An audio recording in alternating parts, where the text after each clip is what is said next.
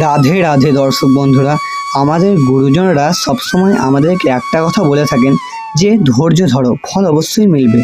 কিন্তু সেই শব্দের মধ্যে যে কতটা গভীর জিনিস লুকিয়ে আছে সেটা কি বোঝার চেষ্টা করেছেন কখনো?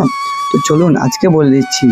ধরুন আপনি একটা ছোট্ট একটা অস্ত্র নিয়ে যদি পর্বতে প্রতিদিন প্রহর করতে থাকেন ধৈর্য ধরে, তাহলে একদিন আপনি দেখবেন যে এমন সময় এসেছে যে ওই পর্বতের মধ্যে একটা রাস্তা তৈরি হয়ে গেছে। এটা কেন সক্ষম হলেন আপনি বলুন তো? কেননা আপনি ধৈর্য ধরেছেন। তেমনই যদি আপনি পরিবারের মধ্যে ধৈর্য রাখতে পারেন তাহলে পরিবারের মধ্যে প্রেম ভালোবাসা জাগবে। যদি আপনি সমাজের মধ্যে ধৈর্য রাখতে পারেন তাহলে সমাজের লোক আপনাকে সম্মান জানাবে। যদি আপনি নিজেদের জীবনের প্রতি বিশ্বাস রাখেন তাহলে নিজের জীবনের প্রতি একটা আত্মবিশ্বাস জন্মাবে।